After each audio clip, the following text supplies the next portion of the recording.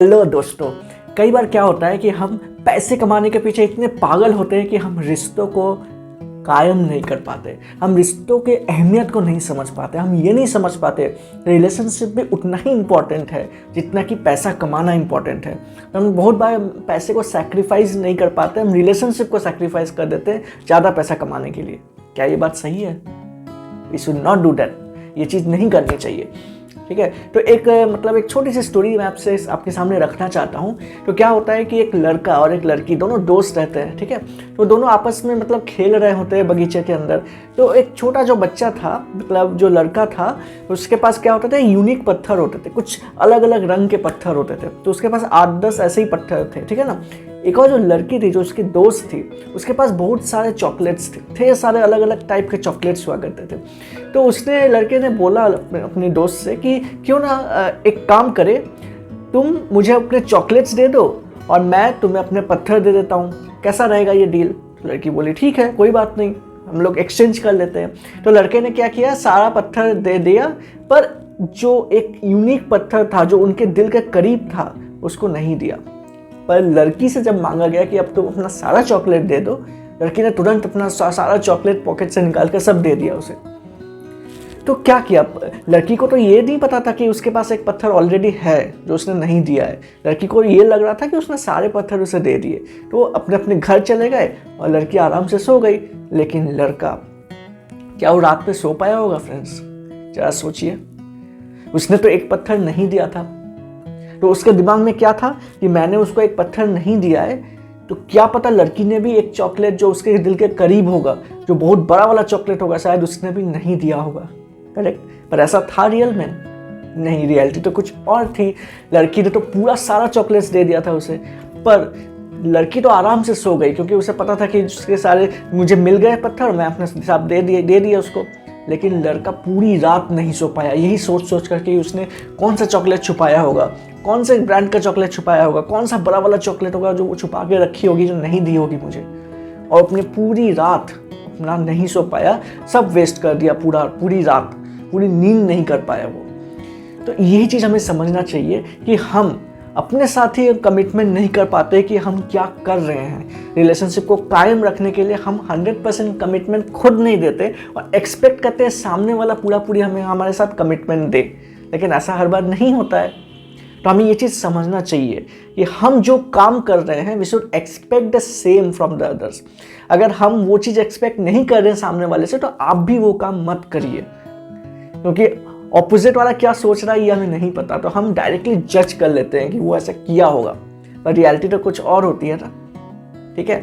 तो एक और स्टोरी इससे लिंक्ड है, बहुत ही मेरे दिल के करीब है। तो क्या होता है कि एक दोस्त था मेरा, जिसके साथ हम लोग जा रहे थे, ठीक है। तो बस में ट्रैवल कर रहे थे अपने ऑफिस जाने के लिए। तो दोस्त मेरे बगल में बैठा था, हम लोग साथ में जा रहे थे। तो क्या हुआ कि एक लेडी आकर के, उसका पैर थोड़ा सा सही नहीं था, बहुत अजीब तरीके से चल रही थी, ठीक से चल नहीं पा रही थी वो, ठीक है। तो मेरे दोस्त ने देखा कि वो ठीक से चल नहीं पा रही है, तो उसको थोड़ा सा हेल्प कर दिया जाए, उसको सीट दे दिया जाए। तो क्या किया मेरे दोस्त ने उसने उस लेडी को सीट दे दिया, ठीक। तो सीट दे करके वो बैठ गई। थोड़ी देर बाद वो उतर गया, ठीक है ना, वो लड़की उतर गई। फिर क्या हुआ, फिर एक औरत आई जिसका एक छोटा सा बच्चा था उसके पास, ठीक है ना। उस औरत के पास एक छोटी सी बच्ची थी। तो उसने क्या किया, फिर उस लेडी को वो सीट दे दिया जिसके पास छोटी सी बच्ची थी, ठीक। फिर क्या किया, फिर वो थोड़ी देर बाद 10-15 मिनट बाद वो भी उतर गई।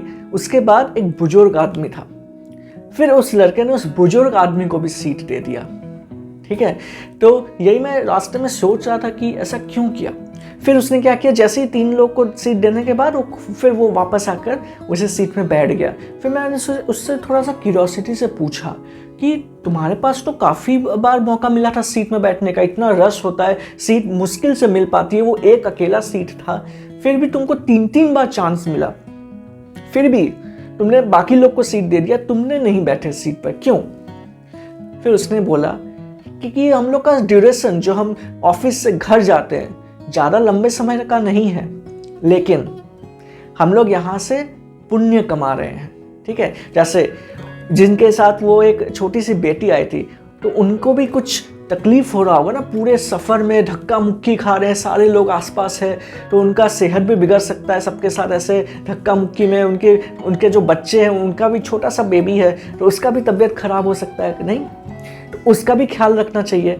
तो जब मैंने उसको सीट दिया तो वो भी बहुत अंदर से आशीर्वाद दिया होगा कि भगवान तुमको खुश रखे, और कितना रिलैक्स फील की होगी वो और दोनों बेटे। तो ये सोच करके उसने सुकून महसूस किया, ठीक है। और जो लेडी ठीक से चल नहीं पा रही थी, सोचो धक्का मुक्की में उसके पैर कट जाते, वो ठीक से खड़ी नहीं हो पाती, फिर वो काम कैसे करती। ये सोच करके मेरे दोस्त ने उस लेडी को भी सीट दे दिया जो बस स्टॉप में वेट कर रही थी वो। फिर क्या किया, जो बुजुर्ग आदमी था, मैंने पूछा बुजुर्ग आदमी को क्यों हेल्प किए, बोला कि बुजुर्ग आदमी है तो उनके रहते मैं क्यों ऐसे कैसे बैठ पाता है, तो पॉसिबल ही नहीं था। तो फिर मैंने बुजुर्ग आदमी को सीट दे दिया। जब तीनों लोग उतर गए, फिर उसके बाद मैं बैठ गया। तो हमें पुण्य मिलता है, ठीक है। जर्नी तो बहुत छोटी सी है। तो यहाँ पर हम लोग क्या कमाते हैं, पैसा तो नहीं कमाए, नहीं टाइम कमाए, क्या कमाए यहाँ पर, आशीर्वाद कमाए, पुण्य कमाए, जो हमारे लिए ही बेनिफिशियल होगा, ठीक है। हम लोगों को जितना बेनिफिशियली कर पाएंगे, जितना हम लोगों के लिए कर पाएंगे, उतना ही 100 गुना होकर के हम लोग के पास भी आता है, ठीक है ना। तो हमें हमेशा अच्छे कर्म करने चाहिए, जहाँ पर जितना हो सके हमें लोगों की मदद करनी चाहिए। तो यही अपने छोटे से कहानी के थ्रू मैं आपके साथ ये बताना चाहता था कि जहाँ हो सके लोगों की मदद करिए और रिश्ते को कायम रखने की कोशिश करिए। क्योंकि पैसा तो आप कमा लोगे, क्योंकि पैसा क्या है, ऊपर नीचे होते रहता है, लेकिन जो रिश्ते हैं वो एक बार चले जाते हैं, एक बार जो ट्रस्ट है वो बिखर जाता है, तो वापस जोड़ पाना बहुत मुश्किल होता है पहले जैसा। इसलिए रिश्ते को कायम रखिए, वो सबसे ज़्यादा ज़रूरी है।